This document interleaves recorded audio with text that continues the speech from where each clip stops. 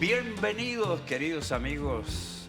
Le invitamos a ustedes a que con la aplicación de las verdades bíblicas y los principios que enseñamos, inicien su camino de regreso al hogar saludable. En De Regreso al Hogar tenemos pasión por Dios y compasión por la familia. Y debido a que somos pastores y nos hemos preparado para orientar a las personas que buscan nuestra orientación, obviamente tenemos en nuestro corazón entregarles lo mejor que podemos del consejo de la palabra inerrante de Dios que tanto amamos. Y es siempre una alegría compartir con mi querido amigo, quienes somos parte de Principios de Regreso al Hogar en Chile y en América Latina, mi querido pastor Bravo. Bienvenido. Qué alegría, pastor. Siempre estar con usted es una bendición, responder preguntas, orientar, ayudar a la gente, ayudarles en su crecimiento, en su madurez. Ha sido para mí un regalo del cielo poder, además de servir como pastor, poder ayudar a la gente con estas preguntas difíciles que pocos se atreven a responder. En mi mano tengo uno de sus últimos libros publicados. La última publicación. Es la última publicación. No es su último libro. No, señor. Muy bien, pero sí es su última publicación. La última publicación. El rol del cristiano, lo voy a mostrar a la cámara, el rol del cristiano en la política y la soberanía de Dios. Aquí está. Se lanzó el año pasado, en mayo. En mayo del año pasado, en la Expolit, en Miami. En Miami. Y ahí estuvo con... César Vidal presentó un libro, Agustín Laje presentó su libro, La Batalla Cultural, y yo presenté este libro. Estuvo impecable esa presentación. Yo tenía todo preparado para viajar hasta allá y nos quedamos debajo del avión por algunos asuntos. Por comprar pasajes baratos. Exactamente. Queríamos viajar en bote. Compramos pasajes baratos y no resultó. Lo que pasa es que me gustan los aviones baratos porque uno va volando y sube en heladero y suben. Usted puede comprar todo esto del mismo. Así que, bueno, no alcancé a estar en el lanzamiento de este libro por comprar pasajes baratos. De eso vamos a hablar hoy día, pastor. Vamos a responder algunas preguntas que nos hace la audiencia, como si un cristiano puede ser candidato a algún cargo político. Buena pregunta. ¿Sí? Y otra pregunta que tenemos acá que nos han hecho: ¿qué ideología política es la correcta para un cristiano? Excelente. Excelente, se viene bueno este programa. ¿Y cuál es el caso de estudio? Ahora viene. Vamos al caso de estudio y luego seguimos nuestro programa de regreso al hogar. En mi país siento que los gobernantes no están alineados con la Biblia. En mi pasado yo estuve súper involucrado con el sindicato y la vida política, pero cuando llego a la iglesia dejé esas actividades. En la congregación nos hemos limitado a orar, a pedir a Dios por nuestras autoridades y eso. Pero mi pastor nos enseña que un cristiano no debe meterse en política, porque la política es sucia, es corrupta, y el Señor no debería mezclarse con eso tan mundano y corrupto. Mi pregunta ¿es correcto sostener esta posición de que los cristianos no entremos en política? ¿Es correcto que un cristiano no debe involucrarse en la vida política? Porque sabes que estos casos a mí me gustan, pastor. Lo que pasa es que nunca dan los nombres de los pastores. Siempre dicen, mi pastor José Bravo no me deja. No me deja hablar de política. Entonces, yo veo ahí a los hermanos que nos hacen las preguntas así como con la manita abajo, así, agachados, así, como no mostrando la cara porque tienen miedo a ser disciplinados y hacen la pregunta. Así que, ¿puede un cristiano, pastor, meterse en la vida política? A ver, partamos de esta base. A mí me encanta tocar toda temática, porque no puede ser que un cristiano, primero, no puede ser que un cristiano crea que una temática no está tocada en la Biblia. Primero, si está en la Biblia y la Biblia nos entrega principios, ¿quién dice que yo no debo hablar sobre ello? El pastor del... Entonces, esa es la primera parte.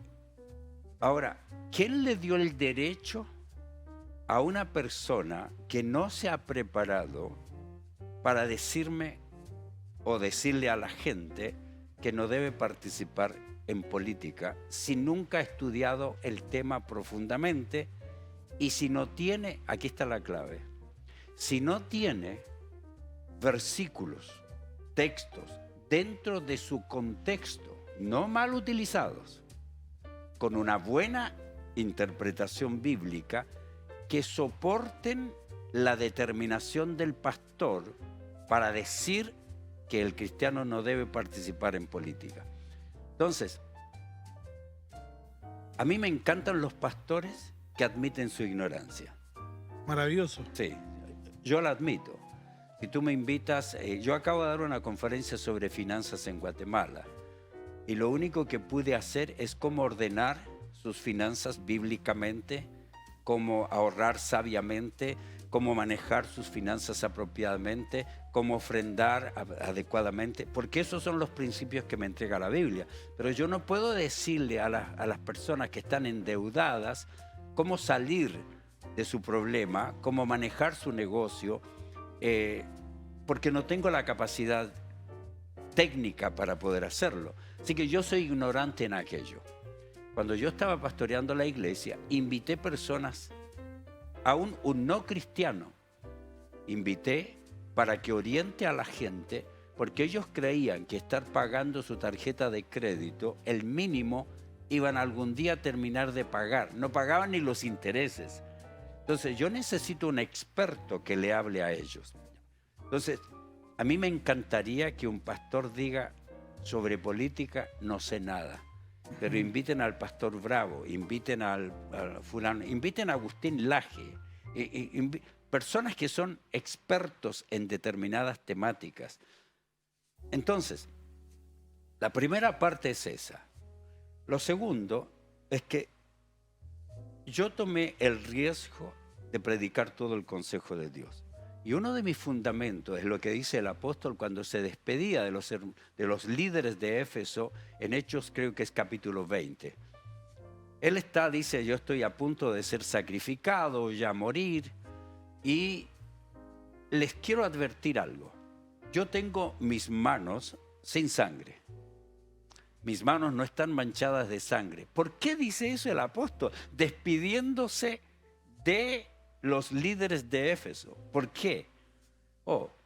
Les dice, porque de entre ustedes van a aparecer lobos rapaces. Los van a despedazar a ustedes. Para querer rasguñarlos, morderlos. Se van a meter en sus congregaciones. De ustedes mismos se van a levantar esto.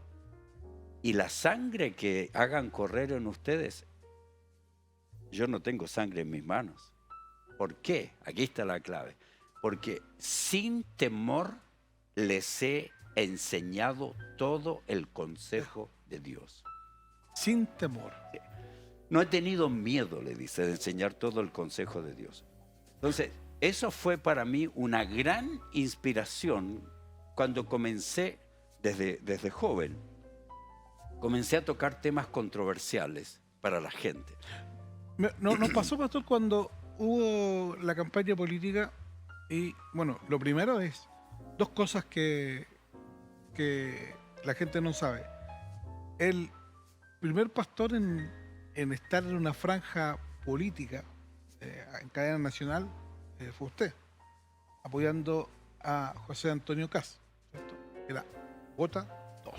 Todavía me acuerdo de eso. Vota 2. Bueno, y ahí nos empezaron a escribir personas que cómo hacen eso, que por qué hacen eso, cuántos millones le pagaron al pastor Ormachea por hacer eso. Y a mí me llamaron algunos para decirme, oye, tu comisión, con cuánto yo había ganado de comisión por traerlo hasta acá. Explicarles que era por convicción, para ellos era no creíble. Así es. Explicarles que el pastor tenía un viaje a Colombia, que desviaron el avión a Santiago para que usted grabara y estuviera un día en Chile, grabando, subiéndose al avión y volver a Colombia, sin que le pagaran un peso, solo por la convicción, para muchos era algo difícil de creer y algunos hasta el día no lo creen. A mí me preguntan todavía, me dicen, ¿y cuánto ganaste por eso? ¿Ya? Lo importante es que aquellos que nos atrevemos a hacer cosas que otros no han hecho, tenemos que atrevernos bíblicamente. Eso, y hacia allá iba yo, porque cuando yo lo fui a buscar al aeropuerto, llegamos, yo igual le hice las preguntas, pastor, y ahí lo admiro, pastor. Ahí lo admiro, porque eso es ser valiente. Sí. Ahora ya hay varios que están hablando de política. Bueno, muchos de los que me criticaron, Ay. algunos que dijeron que yo era un yo-yo evangélico, algunos que dijeron críticas que cuánto me pagaron, que yo soy un derechista. Sí, en realidad soy derechista. Pero principalmente soy un líder cristiano bíblico que por filosofía de pensamiento se inclina a filosofías de pensamientos que no son anti-Dios ni anti-ética bíblica y que permiten que las personas se desarrollen y tengan libertades personales. Entonces, para uno poder contestar este tipo de preguntas, tiene que prepararse. Cuando yo partí escribiendo mi primer libro para matrimonios con amor, aprendiendo a vivir con nuestras diferencias, porque cuando nos íbamos a cambiar de Ecuador a Estados Unidos, empezamos a pelear con mi esposa por lo diferente que éramos. Ella quería una cosa, yo otra.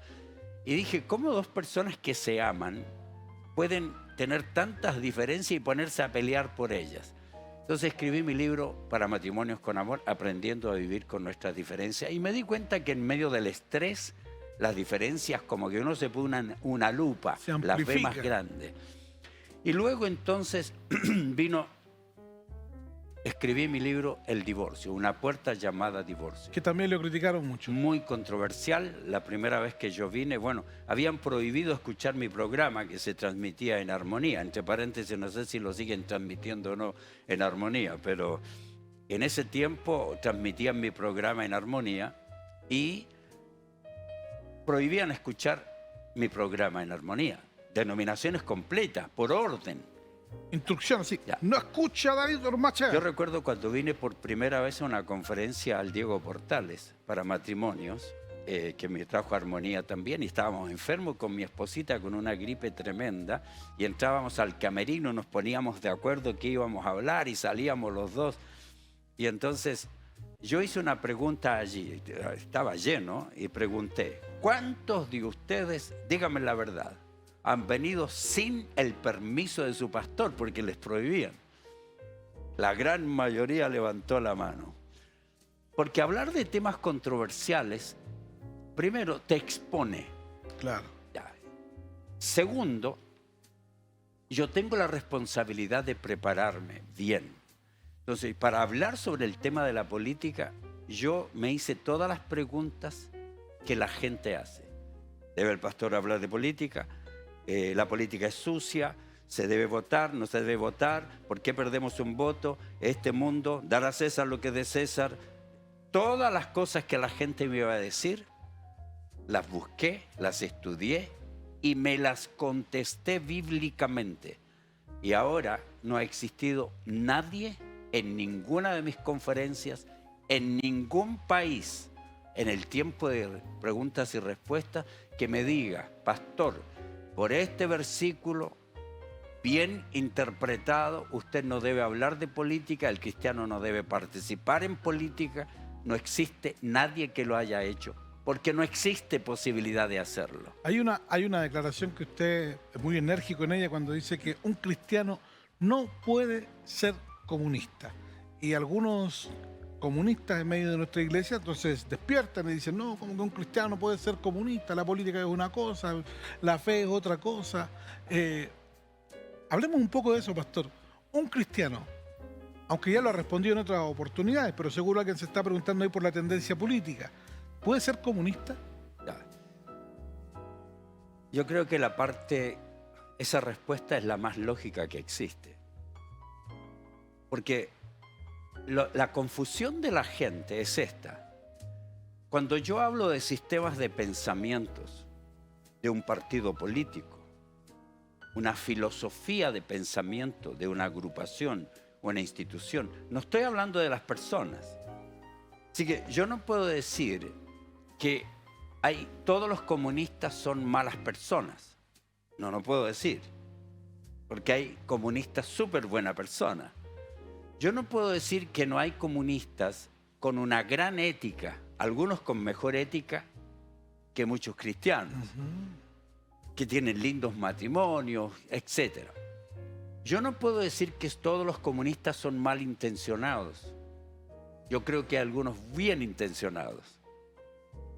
Pero lo que sí puedo decirle, y esto nadie puede discutírmelo, yo puedo decirle de frente, como sistema de pensamiento, el comunista es anti-Dios, anti-ética bíblica, ahora anti-pecado, anti-maldad, anti-matrimonio hombre y mujer, ante dos sexos, anti el principio de la vida. Así que la filosofía de pensamiento marxista es enfocada en el hombre, en la producción del hombre. Y su sistema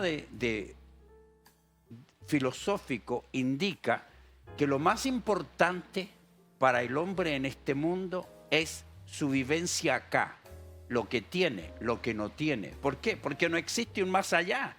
Claro. Entonces todo es acá. Y como todo es acá, lo que más importa es que tenga para vivir, que tenga dinero para vivir. Por lo tanto, como queremos que todos seamos iguales, entonces todos tienen que tener lo mismo. Y entonces todos tienen que salir a trabajar el hombre, trabajar la mujer. No debemos olvidarnos que millones de abortos se tuvieron las mujeres de la Unión Soviética, porque la mujer es otro elemento de producción. Entonces tiene que producir el hombre, tiene que producir la mujer y los niños los menos que pueda. China, los menos que pueda. Los demás, aborto. Así era Rusia también, la Unión Soviética. Y entonces, esta filosofía de pensamiento dice, y los niños los cría el Estado. ¿Por qué? Porque el Estado tiene que meterle toda esta filosofía de pensamiento de que no existe Dios, que la Biblia es un libro creado por los hombres, que los cristianos están queriendo ofrecerle a este mundo simplemente un paraíso celestial, engañándolos, cantando en sus iglesias: si sufrimos acá, viviremos, reinaremos allá, allá tendremos calles de oro, murallas de jaspe y cristal. Por lo tanto, aquí no importa que los opriman, tienen que aceptar la opresión. Eso es lo que decían los marxistas de los cristianos. Y entonces dicen, nosotros le ofrecemos un paraíso terrenal, porque no existe Dios, no existe vida eterna, así que le ofrecemos un paraíso terrenal. El problema es que todavía no lo encuentran y ningún comunista ha encontrado el paraíso terrenal. Por eso no cumplen nunca sus promesas en ninguna parte del mundo, incluyendo mi país, que cada vez los destruyen más, que están indultando criminales, que si Cristo hubiera estado ahora con los dos ladrones al lado de la cruz, también serían indultados. Ya no hay ladrones en la cruz. No. Los indultó. Oiga, pastor, yo tengo una pregunta que esta es mía, ¿no? Es de repente uno escucha a cristianos que tratan de manera despectiva a las autoridades. ¿Ya? Por ejemplo, a nuestro presidente le dicen merluzo. ¿Ya? No sé si ha escuchado ¿Qué eso. significa merluzo? O sea, lo que yo creo es que el merluzo es un pescado barato y él viene de la zona es de la zona de Punta Arenas y por allá se da ese, entonces sería como un algo barato, algo de baja calidad. de baja calidad. ¿Es eso éticamente para un cristiano una falta de respeto? O sea que él es un merluzo. Que el presidente es el merluzo. Le dicen merluzo. Sí. Ya, y a mí tendrían que decirme centolla. porque soy de buena calidad, puntarenense, mi querido. Yo creo que el presidente es una vergüenza para Punta Arenas. Sí. Y yo creo que, tristemente, si yo fuera un empresario, nunca contrataría al señor presidente para que dirija mi empresa. Porque no tiene la capacidad, no tiene la experiencia. Y le entregaron la forma como se elige hoy. Claro. La forma como eligen hoy los políticos, la gente, no es necesariamente porque ven en los hechos un progreso en la economía. Si tienen que mirar China, donde los ricos son los dirigentes del Partido Comunista. No es la gente es pobre. El rico es China, que se está tomando el mundo, porque tienen billete, porque son los ladrones del mundo, porque son comunistas, porque no tienen ética, porque no les interesa a Dios. Así que ellos cambian la moneda, cobran lo que quieran, falsifican todo. Yo creo que todos andamos con cosas falsificadas de China, porque falsifican todo, ya no tienes que comprar. Claro. Entonces todo está falsificado. Ellos son los ladrones del mundo. ¿Por qué? Porque no tienen ética, no tienen moral, no tienen a Dios, no le interesa a Dios. Entonces cuando el comunismo ofrece a la gente una mejor situación económica, hay que mirar lo que han hecho. Hay que mirar Cuba. Yo estuve en Cuba, yo conozco de cerca Cuba. Hay que mirar Venezuela, hay que mirar China, hay que mirar Corea del Norte, hay que mirar la antigua Unión Soviética. Y entonces va a descubrir que el comunismo como filosofía de pensamiento ha asesinado más de 100 millones de personas. La gente ataca al cristianismo, dice, ¿y las cruzadas? Un par de miles que murieron en las cruzadas. 6 millones o más de judíos murieron en el Holocausto. Los comunistas, por no seguir su sistema de pensamiento, han asesinado más de 100 millones de personas en el mundo, han mantenido en la pobreza a todos los países que han gobernado y por lo tanto, por su filosofía de pensamiento, antidios, antiética bíblica, un cristiano no puede ser comunista. Ahora, ¿es sucia la política? No es sucia la política. Los políticos son sucios. Los políticos son los sucios. ¿Es sucio el pastorado? No. ¿Es sucio el sacerdocio? No. Ya. Hay sacerdotes, pastores y políticos sucios. Sí. Entonces, contestemos algunas preguntas que son importantes. ¿Debe un cristiano participar en política? No hay nadie que pertenezca a un país que no participe en política.